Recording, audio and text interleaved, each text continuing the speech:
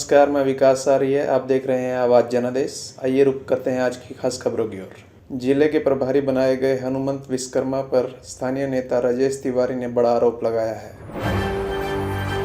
अयोध्या जनपद में एक बार फिर कांग्रेस पर बड़ा आरोप लगा है। जिले के प्रभारी बनाए गए हनुमंत विश्वकर्मा पर स्थानीय नेता राजेश तिवारी बाबा ने बड़ा आरोप लगाया है। कांग्रेसी नेता राजेश तिवारी बाबा का आरोप है कि गोसाईगंज विधानसभा से टिकट दिलवाने के लिए जनपद के प्रभारी हनुमंत विश्वकर्मा ने उनसे 1,75,000 रुपए लिए हैं और यह सभी रकम उनके खाते में ट्रांसफर की गई है। अब उनकी जगह गोसाईगंज विधानसभा से शारदा जायसवाल को टिकट दे दिया गया है। अब जब उनसे पैसा वापस मांगा जा रहा है तो देने में आनाकानी कर रहे हैं। तो हमने इनसे जब बात किया तो इन्होंने कहा कि मुझे पैसा दीजिए, मैं आपका रिपोर्ट, आपका टिकट, मैं ही नहीं, मैं सबसे लिया हूं और आप भी देंगे तो सही रिपोर्ट। हमने तो एक शब्द उनसे कहा कि मैं जो पैसा दूंगा सत्य के लिए दूंगा।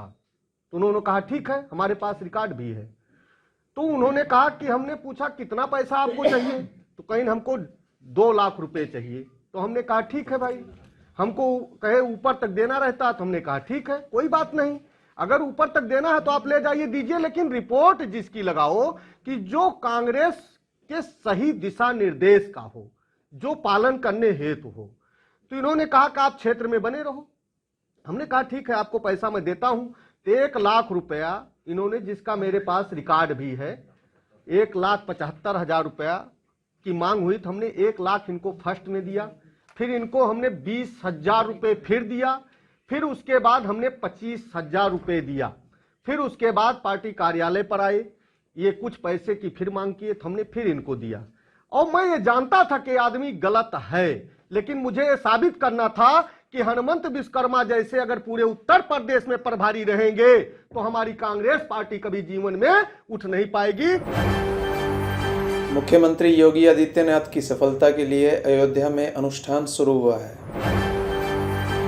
तो वहीं प्रधानमंत्री के नेतृत्व में उत्तर प्रदेश में बीजेपी की प्रचंड बहुमत के साथ मुख्यमंत्री योगी आदित्यनाथ को पुनः मुख्यमंत्री बनाने के लिए अनुष्ठान किया गया। ये 151 दिवसीय अनुष्ठान मुख्यमंत्री के पर्चा दाखिले के साथ शुरू किया गया। मां पीताम्बरा के अमोघ मंत्रों से 1.25 करोड़ आहुतियां अनुष्ठान शुरू हुआ है। पिछले 8 वर्षों से प्रधानमंत्री की सफलता के लिए रामादल ट्रस्ट अनुष्ठान कर रहा है। रामादल विगत 8 वर्षों से देश के यशस्वी प्रधानमंत्री माननीय नरेंद्र दामोदर दास मोदी जी के प्रयासों की सफलता के निमित्त वृहद धार्मिक अनुष्ठान संचालित कर रहा है। कृष्ण जन्माष्टमी से ही 151 दिवसीय महानुष्ठान पुनः प्रधानमंत्री जी के नेतृत्व में उत्तर प्रदेश विधानसभा में प्रचंड सफलता के लिए शुरू किया गया था। आज उत्तर प्रदेश के यशस्वी मुख्यमंत्री माननीय योगी आदित्यनाथ जी ने चुनावी बिगुल बजाते हुए अपना नामांकन दाखिल किया है। उसी समय, जिस समय मुख्यमंत्री योगी आदित्यनाथ जी अपना नामांकन पर्चा दाखिल कर रहे थे, उसी समय धर्मनगरी से अयोध्या जी में भगवान टेढ़ी यतीश्वर महादेव जी का रुद्राभिषेक करते हुए भगवती पीताम्बरा का आवाहन कर 1.25 करोड़ अमोघ महामंत्रों की यज्ञाहुति का क्रम शुरू किया गया है, जो आगामी 22 मार्च को संपन्न होगा। इस अंतराल में 1.25 करोड़ महामंत्रों की आहुति देते हुए भगवती पीताम्बरा से 350 प्लस के साथ पुनः उत्तर प्रदेश में भगवा सरकार की स्थापना की प्रार्थना की जाएगी।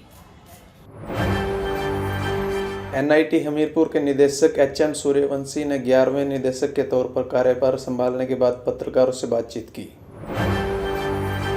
राष्ट्रीय प्रौद्योगिकी संस्थान हमीरपुर में केंद्र सरकार द्वारा बनाई गई शिक्षा नीति को लागू किया जाएगा ताकि शिक्षा ग्रहण करने वाले विद्यार्थियों को उच्च गुणवत्ता वाली शिक्षा प्रदान की जा सके। यह बात एनआईटी हमीरपुर के नवनियुक्त प्रदेशक प्रोफेसर एचएम सूर्यवंशी ने 11वें निदेशक के तौर कार्यभार संभालने के बाद पत्रकारों से बातचीत के दौरान कही। इस दौरान एनआईटी के निदेशक रहे प्रोफेसर ललित कुमार अवस्थी भी मौजूद रहे। पदभार ग्रहण करने के बाद निदेशक प्रोफेसर एचएम सूर्यवंशी ने कहा कि एनआईटी में शिक्षा की गुणवत्ता पर विशेष ध्यान दिया जाएगा। प्रायोरिटी एज ए डायरेक्टर तो मेरी यही रहेगी कि इंस्टीट्यूट को कम से कम समय में आगे लाना है। एज ग्लोबल लेवल बोलो कि नेशनल लेवल बोलो, तो प्रोग्रेस करना है इंस्टीट्यूट को, फैकल्टी मोटिवेशन करना है।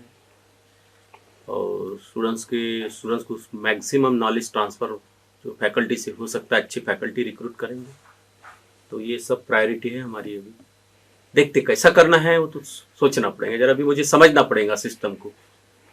अभी तो हमारा डिस्कशन चल रहा है, तो कंप्लीट थोड़ी देर में हो जाएगा डिस्कशन। तो फिर तो क्या स्टेप लेना है, कैसा आगे प्रोग्रेस करना है, तो ये बस सोचेंगे जरा। उसका स्टेप बाय स्टेप करना पड़ेगा, starting from new batch first year से। तो स्टेप बाय स्टेप चालू करेंगे। फर्स्ट ईयर से चालू होगा, second year, third year, final year, ऐसा प्रोग्रेस होते जाएगा उसको। तालमेल ऐसा है कि हमारे इंस्टीट्यूट तो काफ़ी प्रोग्रेसिव है, यहाँ भी अच्छे हैं लोग। कल से मैं देख रहा हूँ काफ़ी फैकल्टी भी, और अपने एक्स डायरेक्टर लिज जी भी, और अभी डीन मीटिंग की है हमने, तो काफ़ी एनर्जेटिक लगे वो। और तो प्रोग्रेस तो करेंगे, सब लोग काम साथ में मिल के काम करेंगे, तो इंस्टीट्यूट को भी ले जाएंगे उसको स्टेप बाय स्टेप। हम उसको भी जाएंगे, सब फाइल पढ़ेंगे उसका, हमारे लीगल एडवाइज़र को बुला के भी उससे भी संपर्क करेंगे हम, और उसको हमारे जो फाइनेंस कमिटीज़ है, BOGs है, उसमें हम डिस्कस करेंगे ये मैटर्स, और मिनिस्ट्री ऑफ एजुकेशन से पहुँचाएंगे। NIT के गुणवत्ता के लिए तो बहुत सारे पैरामीटर्स है, उसमें एक पैरामीटर नहीं होता है, मैक्सिमम उसमें फैकल्टी स्ट्रेंथ होती है, रिसर्च होता है, फॉरेन स्टूडेंट्स कितने पढ़े हैं, काफ़ी पैरामीटर है उसके, आउटरीच एक्टिविटीज़ है उसमें, और परसेप्शन है, टीचिंग लर्निंग प्रोसेस है, काफ़ी चीज़ें हैं। वो तो पूरा ओवरऑल है वो, तो ओवरऑल देखना पड़ेगा इंस्टीट्यूट के लिए।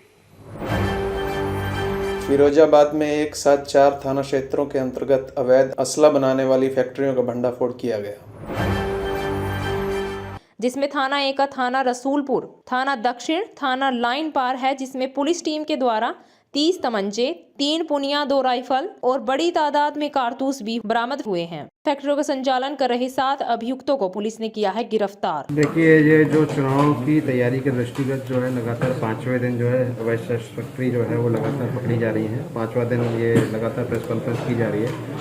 आज 4 थानों से शस्त्र फैक्ट्रियाँ पकड़ी गई हैं, एक का दक्षिण, रसूलपुर और लाइन पार, और इसमें लगभग जो है 35 शस्त्र बने हुए और 9 शस्त्र अर्धनिर्मित जो है, कुल 44 शस्त्र जो है पकड़े गए हैं। इसके अलावा भारी संख्या में जो है कारतूस और असला जो है वो भी पकड़ा गया है।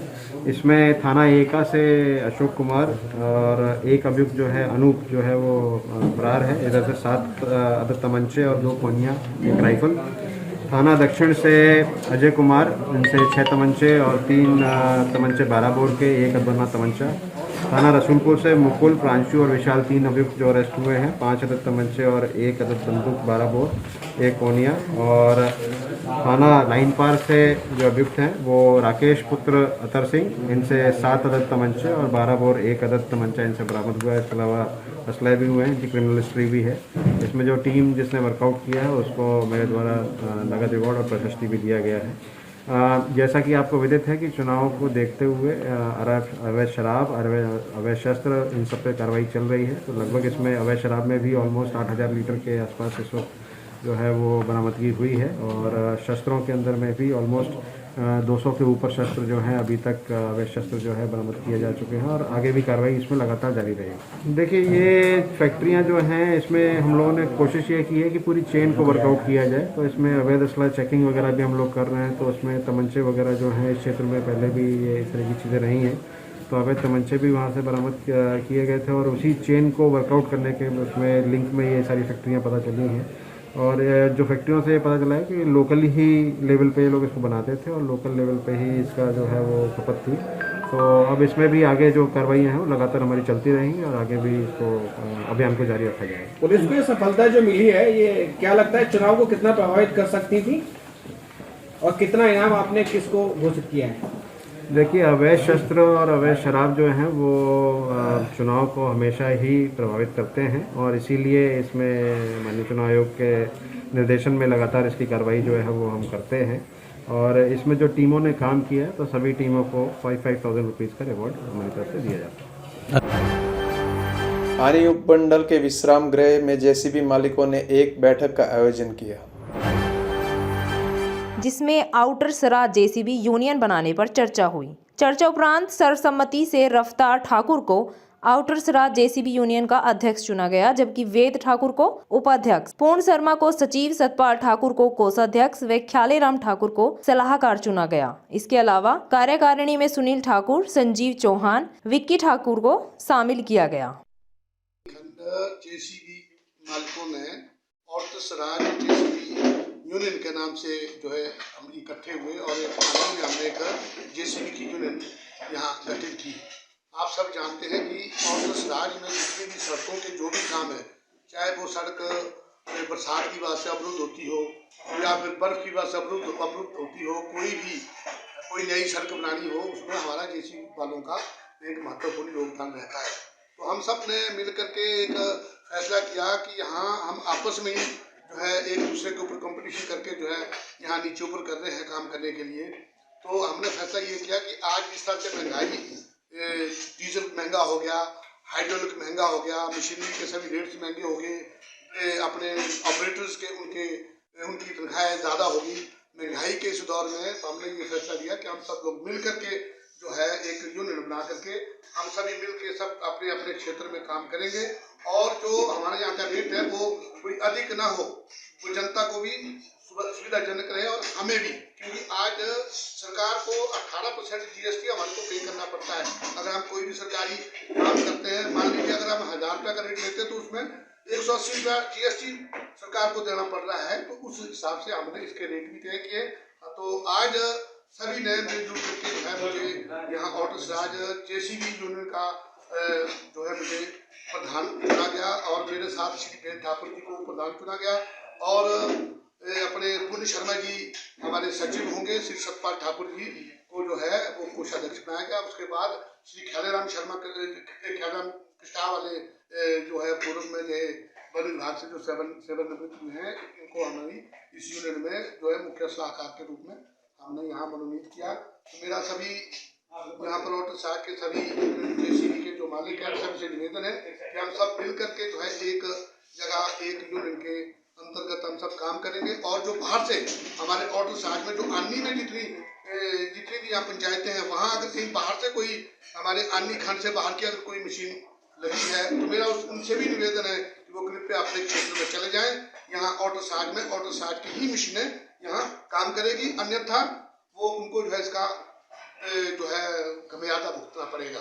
धन्यवाद। देश और दुनिया की ताजा खबरों को जानने के लिए हमारे YouTube चैनल को सब्सक्राइब करें, बेल आइकन को दबाएं और Facebook पेज को लाइक करना ना भूलें।